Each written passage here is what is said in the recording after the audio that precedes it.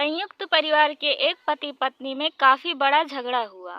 यह झगड़ा उन छोटे मोटे झगड़ों से ज्यादा गंभीर था जो हर पति पत्नी में सामान्यतः होता है, क्योंकि इस झगड़े में एक दूसरे की आलोचना करते करते बात इतनी बिगड़ गई थी कि पति पत्नी एक दूसरे से अब तलाक मांगने तक बातें करने लगे थे। संयुक्त परिवार के बाकी के सभी लोग बहुत परेशान हो गए और वह सब किसी तरह इन दोनों को समझाकर इस झगड़े का अंत करना चाहते थे। जब सभी के प्रयास काम नहीं आए तो वे लोग पति पत्नी के इस जोड़े को घर के सबसे बुजुर्ग सदस्य यानी दादाजी के पास लेकर गए। जब दोनों पति पत्नी दादाजी के कमरे में प्रवेश किए तो दादाजी ने उन दोनों को बैठने के लिए कहा और फिर पूछा कि बताओ, तुम्हारी समस्या क्या है।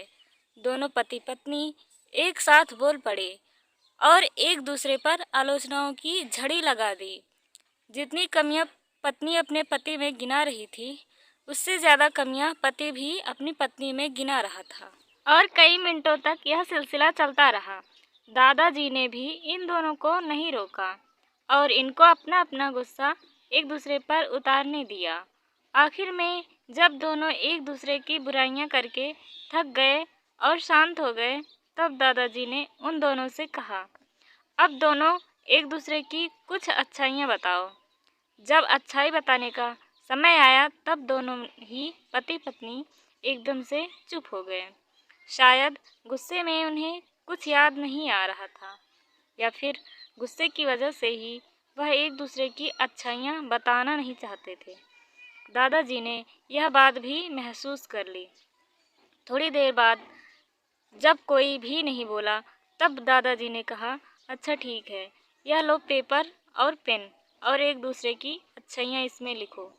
पति पत्नी दोनों ने ही पेपर और पेन लिया और एक दूसरे से काफ़ी दूर जाकर बैठ गए।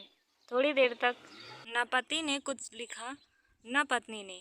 फिर पति ने पेपर में कुछ लिखना शुरू किया। उसे देखकर पत्नी ने भी अपने पेपर में लिखना शुरू कर दिया। ऐसा लग रहा था जैसे दोनों एक दूसरे से कंपटीशन कर रहे हों। काफ़ी समय तक दोनों ने पेपर में लिखा और जब पेपर लिखावट से भर गया तब दोनों ही अपना अपना लेकर दादाजी के पास उन्हें देने के लिए गए। दादाजी ने उन दोनों के ही पेपर लेने से मना कर दिया और कहा कि अपने अपने पेपर एक दूसरे को दे दो और अब एक दूसरे के पेपर पढ़ो। पति ने पत्नी को और पत्नी ने पति को अपना पेपर दे दिया। वे एक दूसरे के पेपर पढ़ने लगे। थोड़ी देर बाद पति और पत्नी दोनों के ही आंखों में आंसू थे। पेपर में अपने बारे में लिखी अच्छाइयाँ पढ़कर पत्नी तो फूट फूट कर रोने लगी। पत्नी को रोता देख पति उसे चुप कराने के लिए दौड़ पड़ा और माफ़ी मांगते हुए उसे मनाने लगा। पत्नी ने भी पति की माफ़ी मांगी और माहौल ऐसा हो गया जैसे कभी कोई झगड़ा हुआ ही नहीं था। दोस्तों, कमियां और खूबियां जगत के हर इंसान में होती हैं। अब हमारे ऊपर होता है कि हम कमियां देखकर अपने जीवन को नर्क बना लें या खूबियां देखकर अपने जीवन को स्वर्ग बना दें।